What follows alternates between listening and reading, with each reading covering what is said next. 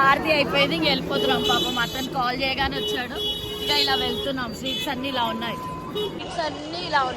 మొత్తం ఆర్తి అయిపోయాక మొత్తం ఈ రోడ్ అంతా ఇలా ఉంది.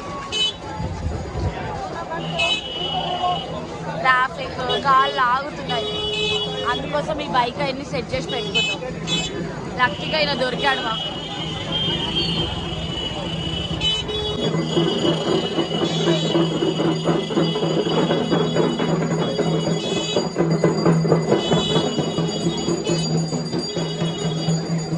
ధన్విని, రుహాన్స్ని చాలా మిస్ అవుతున్నా. గోవాలో తిరిగినట్టుంది. నైట్ టైం గోవాలో ఇలానే తిరిగాను నేను అర్జున్తో బైక్ మీద. ఇప్పుడు రజనీతో తిరుగుతున్నాను. చాలా మిస్ అవుతున్నా ఫ్యామిలీని. వెళ్తున్నాము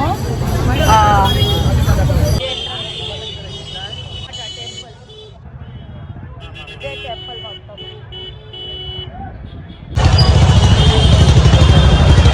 మృత్యుంజయ టెంపుల్ అన్నమాట. ఇక్కడ బావిలో నీళ్ళు తాగితే మంచిదంట, తాగాము. అండ్ మాకు బాగా జరిగింది దర్శనం కూడా. మాల కూడా వేశారు. చాలా హ్యాపీగా ఉంది, అసలు చాలా చాలా హ్యాపీగా ఉంది. ఇలా ఉంటుంది ఎగ్జాక్ట్ గా కాలభైరవ్ ఆపోజిట్ ప్లేస్ నుంచి వెళ్ళాలన్నమాట.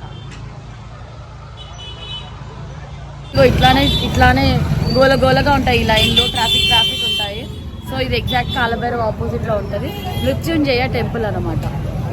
చాలా బాగుంటుంది, తప్పకుండా దర్శనం చేసుకోండి. కాశీ వచ్చినప్పుడు, వారణాసి వచ్చినప్పుడు మృత్యుంజయ టెంపుల్ బావిలో వాటర్ అయితే చాలా మంచిదంట. కొన్ని ఇంటికి కూడా తీసుకెళ్ళొచ్చంట, నేను తీసుకెళ్ళాను. మొత్తం ఇలా ఉంది మృత్యుంజయ టెంపుల్. ఇంత చిన్న నారో లేన్ అన్నమాట. అయిపోయింది, ఇప్పుడు వెళ్తున్నాం. సేమ్ ఇలా వెళ్తున్నాము. చాలా చిన్న లేను, చాలా జాగ్రత్తగా ఉండాలా నడిచేటప్పుడు. బండి మీద వెళ్ళేటప్పుడు కూడా దెబ్బలు తాకే ఛాన్సెస్ ఉన్నాయి. చాలా జాగ్రత్తగా ఉండాలన్నమాట. So that's how it's be. Mrityunjaya temple దర్శనం ఇంకా లాస్ట్ టెంపుల్ అనమాట. అన్ని టెంపుల్స్ అయిపోయాయి, ఈ మృత్యుంజయ టెంపులే లాస్ట్. దర్శనం అయిపోయింది, హ్యాపీగా ఇంకా వెళ్ళిపోతున్నాము రూమ్కి. దాని తర్వాత రేపు ట్రైన్లో వెళ్తాము అయోధ్యకి. So that's how it's be.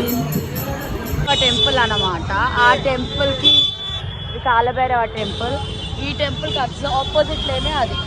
So ఇలా ఉంటాయి అంతా. ఇందు నుంచి వెళ్తున్నాము. సో ఇదే అన్నమాట కాశీ విశ్వనాథ్ టెంపుల్. ఇప్పుడు నాకు లెఫ్ట్ సైడ్లో కనబడుతుంది కదా, అదే టెంపుల్. గేట్ 4 గేట్స్ ఉంటాయి. ఇలా ఉంటుంది టెంపుల్. అది మెయిన్ గేట్, మీరు చూస్తారు కాశీ విశ్వనాథ్ టెంపుల్.